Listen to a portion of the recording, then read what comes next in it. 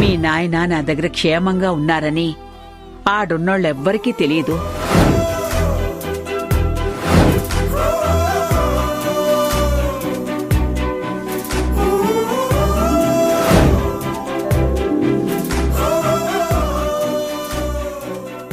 Pratap నాకెన్నిసార్లు phone చేశాడో, నా కోసం ఎక్కడెక్కడని వెతికాడో, నా గురించి ఎంత బాధపడ్డాడో పాపం.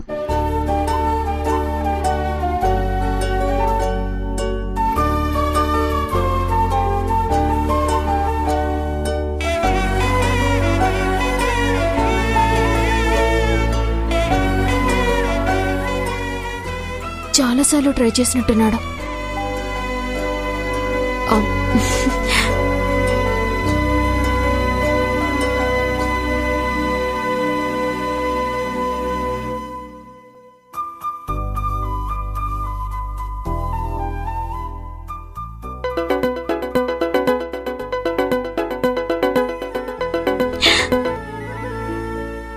ప్రతాప్, నా మనసులో మాట నీకు వినబడిందా?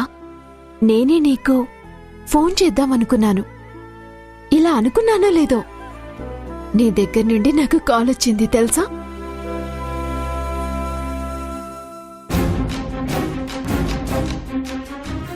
ఏంటి ప్రతాప్, ఏం మాట్లాడడం లేదు?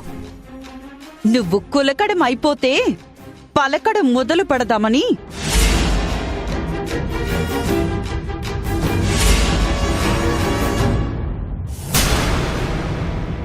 ఏంటే డిసప్పాయింట్ అయ్యావా? మా బావ చేశాడనుకొని మురిసిపోయావు కదూ. నా వాయిస్ విని దారుణంగా దెబ్బైపోయావు కదూ. ఇక నుండి ఇలాంటి దెబ్బలు చాలా తగులుతాయి. ఎందుకంటే ఇక మా బావ నీకు ఫోన్ చెయ్యడు. చెయ్యడుగాక చెయ్యడు. నువ్వు మాట్లాడాలని తలుచుకున్నా తలకిందులైనా నీతో మా బావ మాత్రం మాట్లాడడే. నీకింకో షాకింగ్ విషయం చొప్పున చెప్తే కోడి పిల్లలా గిలగిలా కొట్టుకుంటావు. చెప్పమంటావా? వినే ధైర్యముందా? చెప్పు. ఇప్పుడు నేను మాట్లాడిన మాటలన్నీ నావి కాదే, మా బావవి. ఈ మాటలన్నీ చెప్పమని మా బావే తన ఫోన్ నాకిచ్చినాడు. నీకు చెప్పమని ప్రతాప్ ఎందుకు చెప్పాడు? తనే ఫోన్ చేసి చెప్పొచ్చు కదా. చెప్పొచ్చు, కానీ మా బావకి నీతో మాట్లాడటం కూడా ఇష్టం లేదు పాపా. నేను నమ్మను. నువ్వు కావాలని అబద్ధం చెప్తున్నావు. ప్రతాప్ ఎప్పటికీ అలా మాట్లాడమని చెప్పడు. అవునా? నిజమా బుజ్జి? నేను చెప్తే నమ్మవా? సరే అయితే మా బావతో చెప్పిస్తే నమ్ముతావా? నమ్ముతావులే, నమ్మక చస్తావా? మా బావతోనే ఫోన్ చేపిస్తాను చూడు.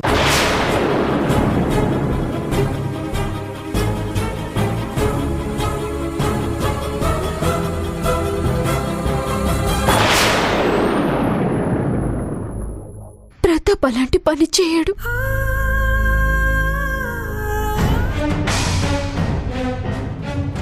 ఎందుకే ఫోన్లో అన్ని అబద్ధాలు చెప్పావు? అలా చెప్పమని ప్రతాప్ ఎప్పుడు చెప్పినాడు? చెప్పలేదు, కానీ నేను చెప్పిస్తాను. నేనివ్వాల దానికి చెప్పిన అబద్ధాన్ని అతి త్వరలోనే నిజం చేస్తాను. అది నువ్వనుకున్నంత సులువు కాదు. నాకు నువ్వనుకున్నంత కష్టం కాదు. నువ్వు విడదీయాలని చూస్తుంది ప్రేమనే. ఏదైతే ఏంది, ఇద్దరి మధ్య ప్రేమ పుట్టినప్పుడు దాన్ని నీలాంటి వాళ్ళు ఎంత విడదీయాలని చూస్తే అంత దగ్గరవుతారే. నా మాట విని ఈ ప్రయత్నాలు మానే. లేదంటే నువ్వే బాధపడతావు చెప్తుండా. నేను బాధపడతానో వాళ్లను బాధ పెడతానో చూపిస్తాను. చూస్తూ ఉండమ్మా. ఈ ఉపాసన అంటే ఏంటో ఇప్పట్నుంచి చూపిస్తాను.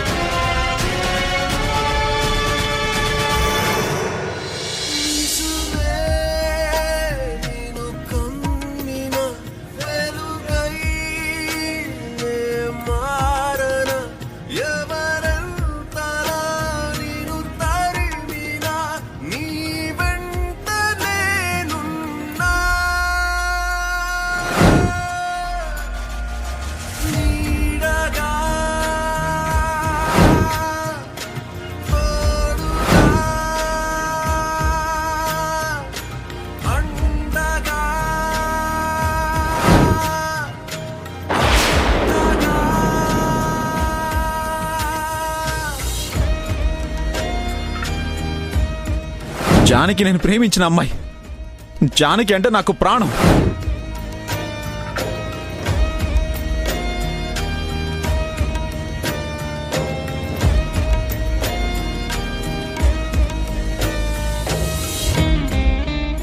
జానకి లేకపోతే నేను లేను.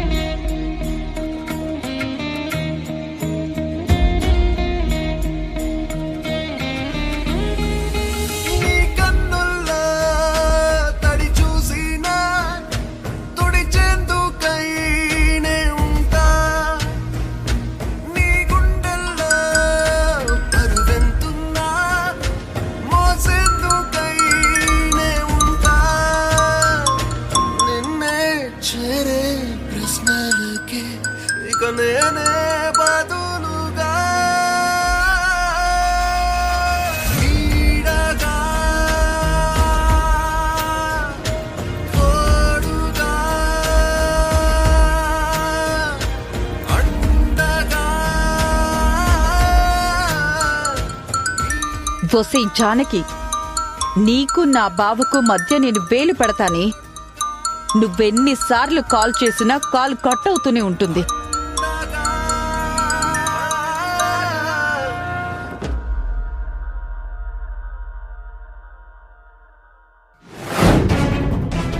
ప్రతాప్ ఫోన్ చేస్తా ఉండదెవరో.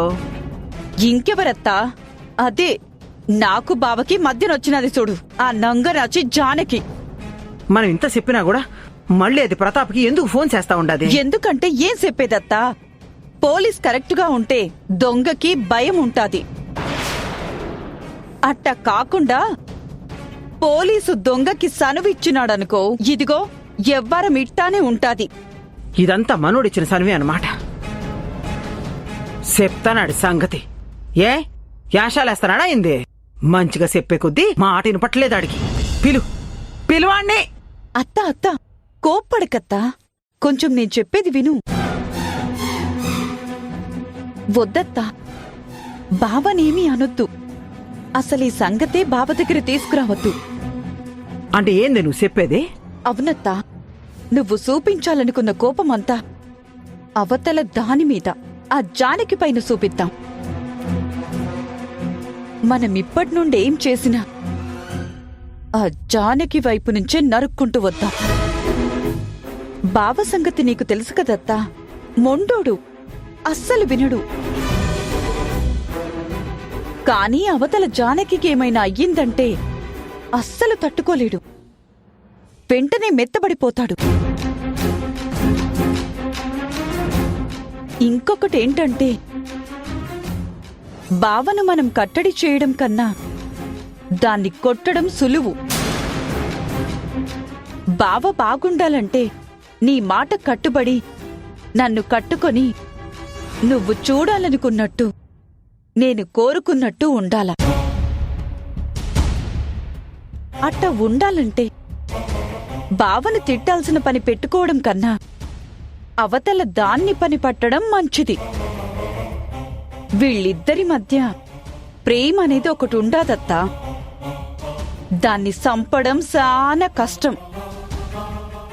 ఆ ప్రేమ చాలా మొండిది, బావలాగా. కాని జానకిని సంపడం చాలా సులువత్తా. సందు చూసి దాన్ని సావు చూసినామనుకో, అప్పుడంతా సెట్ అయిపోతాది.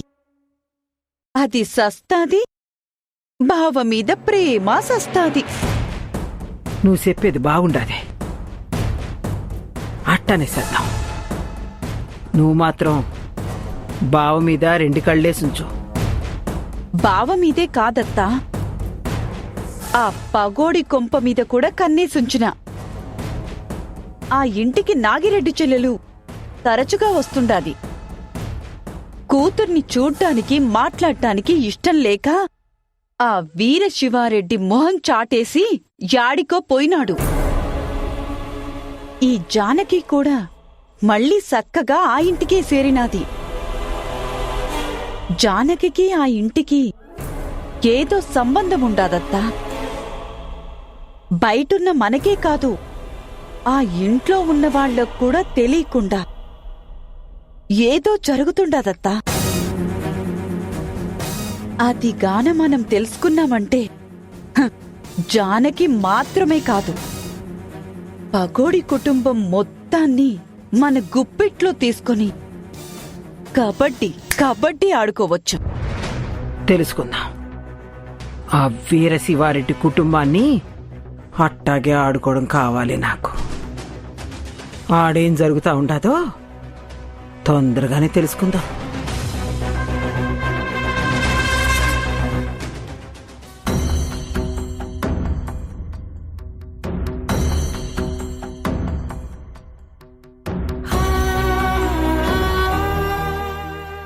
జానకిని ఎప్పుడెప్పుడు చూస్తానా అనిపిస్తోంది. ఇప్పుడే వెళ్ళి కలుద్దామా అనిపిస్తోంది. కానీ ఎలాగైనా సరే కలవాలి. రేపు ఖచ్చితంగా జానకిని కలిసి తీరాలి.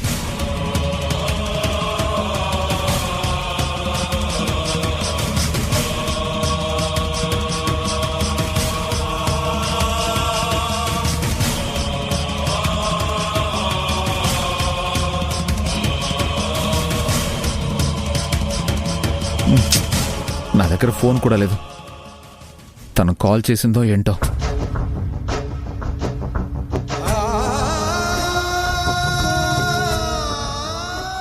ప్రతాప్ కోసం,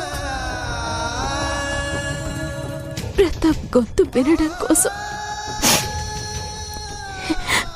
ఎంతో ట్రై చేశాను. ఫోన్ కట్ అవుతూనే ఉంది. ఎవరు కట్ చేశారు? ప్రతాపా లేక ఉపాసన? ఫోన్ కట్ అయినా పర్వాలేదు, కానీ కట్ చేసింది ప్రతాప్ మాత్రం కాకూడదు.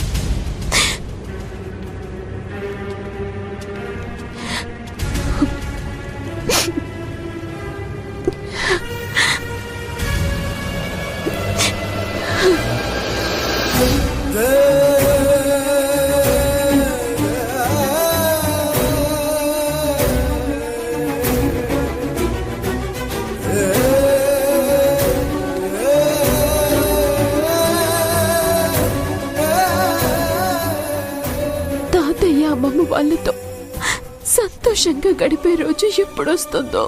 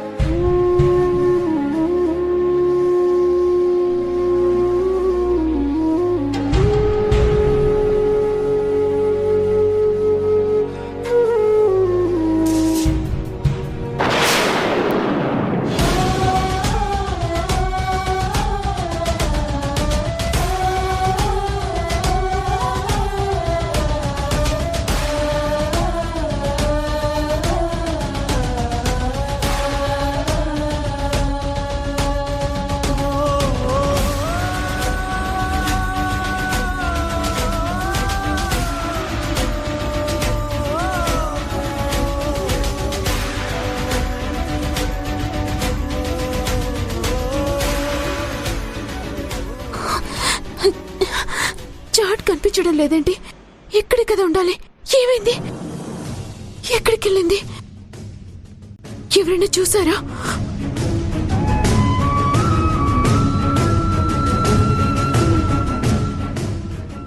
జానకి, ఏమైంది?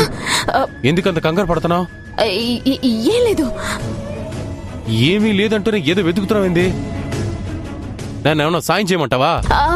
వద్దు బావా, వద్దు. పెన్ను కనిపించడం లేదు. ఇదిగో దొరికింది. చెప్పు బావా, ఏంటి ఇలా వచ్చావు? శుభోదయం జానకి. శుభోదయమా? ఏంటిది కొత్తగా? నన్ను కొత్తగా చూడాలని నువ్వు చూస్తా ఉంటావు కదా, మరి నేను కూడా మారద్దయింది. అందుకే కొత్తగా శుభోదయం చెప్తా ఉండా. నీకు కూడా శుభోదయం బావా. అలాగే, నీకు థ్యాంక్స్ బావా. థ్యాంక్సా? ఎందుకు జానకి? అదే మీ అత్తయ్యకి అన్నం పెడుతున్నప్పుడు అందరూ ఒకవైపున్నా నువ్వొక్కడివే నా వైపున్నందుకు. నేనెప్పుడు నీ వైపే కదా జానకి. అయినా మా అత్త సుఖం నీకెందుకు? ఆమెకి ఇంటికి వేరే లెక్కలెవరు నడుస్తూ ఉంటాయి కదా, మధ్యలో నువ్వెందుకు పోతా ఉండవు? మా అత్త ఏమైతే నీకెందుకు చెప్పు? అలా అంటే ఎలా బావా? ఈ ఇల్లు నాదనుకున్నప్పుడు, మీరు నా వాళ్ళు అనుకున్నప్పుడు, ఈ ఇంటి ఆడబిడ్డ అలా ఏడుస్తూ ఉంటే ఎలా ఊరుకోగలం చెప్పు? పైగా ఈ ఇంటి ఆడబిడ్డ కన్నీళ్లు పెట్టుకోవడం అస్సలు మంచిది కాదు బావా. అవునా? నువ్వు ఎంత మంచిదానువో జాను. ఈ ముక్క మా అమ్మ, పెద్దయ్య, మా నాయన వాళ్ళందరూ మర్చిపోయినా నువ్వు మాత్రం పాటిస్తా ఉండావు. చేయి చేయి, నువ్వు ఏం చేసినా నీ వెనుక నేనుంటాను జానకి, మర్చిపోకు. ఏం కావాలన్నా చేయడానికి నేను ఎప్పుడూ రెడీగా ఉంటాను, గుర్తుపెట్టుకో. అలాగే బావా, నేను ఫ్రెష్ అవుతాను. అట్నే పో.